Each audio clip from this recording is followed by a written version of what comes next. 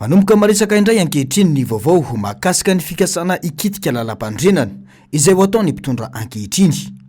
Tanjon'io ny fikasana ahafahana mirotsaka fantelony indray amin'ny taona 2024.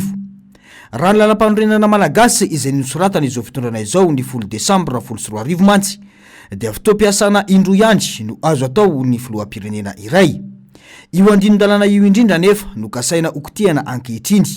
Ary efa mifamafao ny vaovao mba irosona amin'ny fitsapakevim-bahoaka momba izany. Ny afanivana lalàna no ny tombontsoa manokana io ihany no mahavoy ity firenena ity, hoy ny filoha nasionaly ny Antokas VM Marakoto Vaorivo. Allo izy ianao fa misy farany rehetrarehetra maninona mieritreritra an'izany. Voaniditra teo izy na volany teo tamin'ny 2023 dia fatany fa tapitra kosa. Fa maninona firenentsika ny atao an'izany? Engene mba tsy ho zany. Za maheno an'izy io dia ozy atry fa maninona olona malala manapaizana be tao reny io fa maninona raharahana re olona nalana antsika. Dia apiko kely na nentina tsy nentina ataona tao tsy tokony ianao an'izany indrindra ny maridrefo rehetrarehetra eto amin'ny firenena mampalahelo an'zareo matehitra an'zareo moa itenenana an'izany fa reo maridrefo rehetrarehetra toko tsy avy tatoerana akory ary fa ny tatoerana moa fa mahita ny sanandro ny fahoriana io dia milaza fa miiba any amin'ny lalana tsy izy mahatonga ny firenentsika potika oatra zao. Dia ikiry biby fotsiny eo ianao, inona ny antony, inona ny justificatif, inona ny argumentaire hoentinao mbola hoentinao indray, anao inona ianao iboto fahefana. Mba jerevy le tamin'ny 2024 izay mba mpitondra tamin'izany. Navita tsaratsara kokoa noho ireo zahay tamin'izany. Fantatra ny zavatra tao ambatin'ny fifidianana io resahana androany io. Fa ho fanajana amin'ny firenena, ho fanajana amin'ny malagasy dia mpitondra manara-dalàna voalohany. Ka za dia tena mba hozy hoe Andriamanitra engene mba tsisy zany. Fa raha anao an'izany dia napotian'ny firenentsika zany. Tsy mbola nisy vaovao ofisialy moa mahakasika ity resaka fikasana anao fitsapakevim-bahoaka ity. Betsaka amin'ireo mpanao politika no efa naneho ny heviny ary raha araviny izany dia tsy manaiky ny irosona amin'izany izy ireo. Andrasana arak'izany ny toy ny vaovao. Ampamoaka goavana no nataon'ny Colonel Patrick Rakoto Mamonjiny noho izany tsy tokony andalo fotsiny ireny fa mitaky ifandraisana andraikitra hoy Père Prospère Ratovomananarivo no mafisy ny tipa makafaka ny raharam-pirenena ity fa betsaka ireo andrim-panjakana sy ny rafim-panjakana voatonontonona tao. Isan'ny mambotry ny firenena ny kolikoly sy ny fisina ampimamba ka tsy tokony avela fotsiny amin'izao hoy hatrany ny fanazavany. Bebe amin'ny zavatra nolazainy zany efa nametraka ihany olona efa nitsiditsidika teo any resaka le hoe misy tamin'ny fifidianana ireny misy zandary misy anina avy any amin'ny faritra na sina mifidy sy ny sisa. Ny kolikoly samihafa misehatra na voatonontonona anaran'olona bebe teo moa zany resaka sensoany tena ny angany satria izy taony asa. Dia ny zavatra hitako zany eo amin'le serasera amin'ny Facebook sy ny sisa dia ny mpitondra fanjakana ny ministra indrindraindrindra mamono afo. Nendray ianao lasa saina hoe misy ministera amin'ny famonoana afo koa ve zany eto amin'ny firenena zany amin'ity sehatra ity. Dia ny anahy le amin'ny Prime Ministre iny no mbako ary tokony andrasantsika dia le hoe misokatra amin'ny fanadihadiana amin'izay fatonona rehetra ao. Ny rariana mba ho tonga any amin'izay famarinana izay zany izay fanadihadiana izay satria ao anatin'le serasera samihafa misy zavatra nyteneniny fa tsy voateny mihitsy. Ny zavatra lazaina tamin'ireny fitondra fanitsihana sy ny sisa ireny dia le hoe izy nitsoaka tamin'ny fisamborana sy ny fanadihadiana azy fa le hoe ampamoaka tena ampamoaka nataony manahoana kosa ireny amin'ny vola amin'ny anaran'olona samihafa tsy voatonona misy anaran'olona nyteneniny tao mpandraharanga izabe teo amintsika Mambravatomanga miaino commentaire ianao tsy misy miteny fa naninona zany mangina ao anatrehany zavatra ireny. Fanadihadiana misokatra ary misy fikatona no andrasana amin'ny raharaha tahaka ireny fa mitehana firenena tsy fanaovana izany hoy hatrany ny fanazavany. Anisan'ny manimba be lehibe ny fomba fitondrana amin'ny firenena io corruption io. Lafiny anankiray faharoa hitako zany be lehibe le rafim-panjakana voateny tao anatin'iny ampamoakan'iny fitsarana ny fiarovam-pirenena ny administration ny fitantanam-bola institution am-panjakana zany mampandeha ny rafim-panjakana dia inona zany ny atao eo anatrehan'izay. Tokony misy ministra mihitsana zany dia tokony misy voaroroa eo anatin'iny daholo koa ny ministra samihafa fa tsy hoe kolonely ariananary fotsiny de zay ny antsoko zany hoe efa nisy ny ampamoaka nisy ny zavatra voatonona de toizo ary zany le famoahana marina. Mahakasika kosa ny fanapahan-kevitry ny filoham-pirenena momba ity raharaha ity dia nambarany fa isan'ny mahatonga ny mpiasam-panjakana hiaotra ka tsy samy teny manoloana ny tsirariny misy ho hatrany ny fanazavany. Ireny mantsy dia fanerena ankolaka ny fitsarana tsy hanao ny asany ka tsy hivoany ny tena fahamarinana. Fitsabany rafitra mpanatanteraka amin'ny rafitra mpitsara ireny ary mety totoizany ihany koa ny zavamisy rehefa tonga eo anoloan'ny fitsarana ireo olona voatonontonona ao anatin'ilay ampamoaka ho hatrany ny fanazavany. Misy rafitra mazava ny eto Madagasikara, ny mpanao lalàna, ny mpanatanteraka ary ny mpitsara. Tsikatra ny fifangaroana sy ny fitsabahana amin'ireo rafitra ireo eto amintsika. Porofo akaiky andikany maro izany ny fanapahan-kevitra izay noraisy ny filoham-pirenena tamin'ny vadiny kolonely Patrick Rakotomamonjy farany teo. Nilaza ny Jeneraly Misotro Ronono Ramakavelo Désiré fa tokony apetraka amin'ny toerana tokony ho izy ny fisarahm-pahefana io. Samy manana ny fandraisany azy ny rehetra fa ny zavatra hita aloha dia baiko ny mpanatanteraka no mandravadidy eto amintsika hoy ny fanazavany. Malasa ny eritreritra be mihitsy satria aiza zany le fahaleovantenan'ny fitsarana. Reny zao tena mana-pirofa fa tsy misy tsony zany hoe fanajana ny androm-panjakana samy androm-panjakana.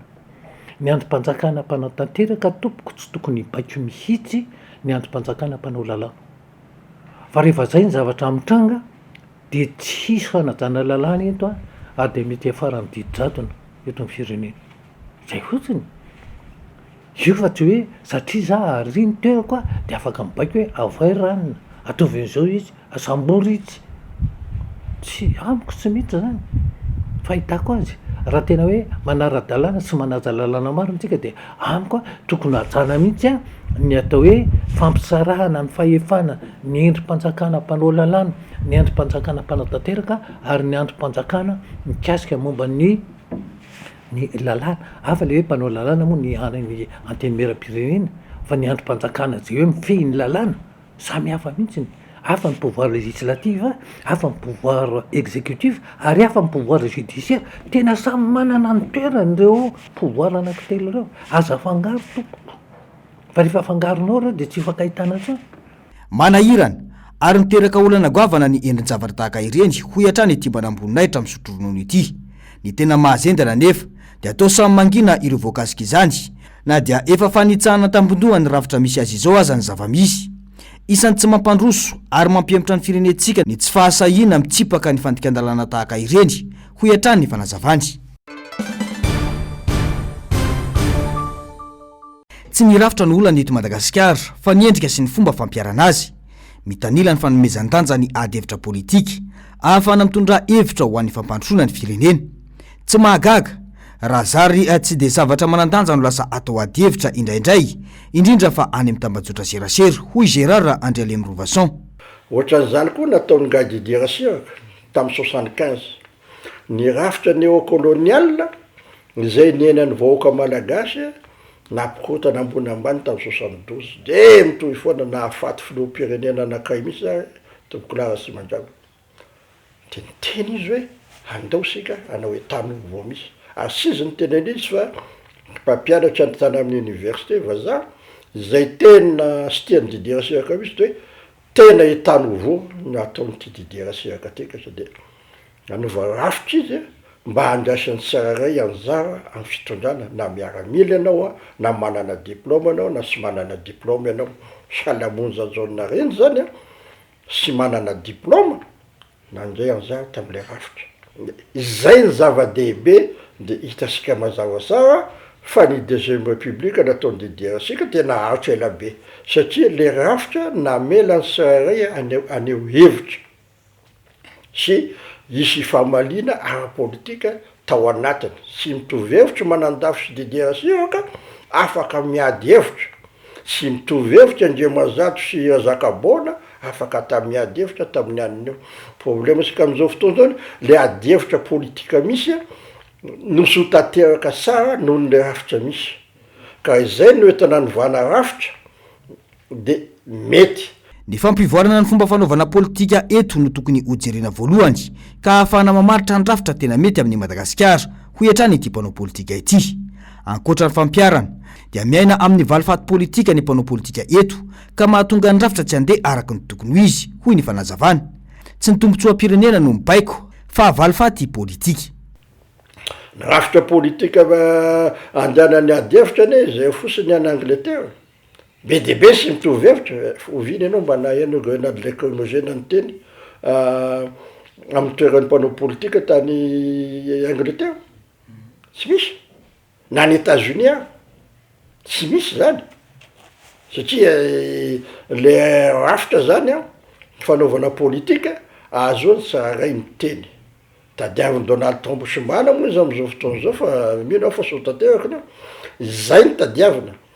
Hoe sy ny rafitra politika sangany zany hoe sy azoako tombosoa manokana fa azoany mpanao politika ho avy eo ifampiresaka sy ifampidinika ikasana ny tombosoa malagasy. Raha ho an'ny Repoblika faefatra izay enan'ny Madagasikara amin'izao fotoana dia ny rafitra demokratika no miantra eto amintsika. Rafitra demokratika izay manome vahana ny fahalalana maneho hevitra eny an-dalambe sainga raha andrehetra mahita ny zava-misy eto fa na mpanao politika na vahoaka tsotra na sendika dia bebotsy lacrymogène avokoa no mitsena rehefa maneho hevitra. Mangina ny fanagadrana sy ny fampiororona ary ny tena loza na hatramin'ny safidim-bahoaka any amin'ny fifidianana aza ahodiny sasany fotsiny tsotra zao. Ekena fa mbola eo ambanin'ny fahefan'ny mpanatanteraka ny maro anisa eny anivony anteny meram-pirenena amin'izao fotoana. Na izany aza nefa dia tokony omena fahefana ihany ny solombavambahoaka fa satria tolo-kevitra no tokony ho ataony gouvernemanta momba ny lalana amin'ny feny tetibolam-panjakana hoy ny solombavambahoaka lany tamin'ny anarany Antoko Fivoy. Betsaka hoy ity solombavambahoaka ity no mila fanitsiny ho an'ny tetibolam-panjakana saingy mahagaga ny fanapahan-kevitry ny fanjakana io ho hiatrany ny fanazavany.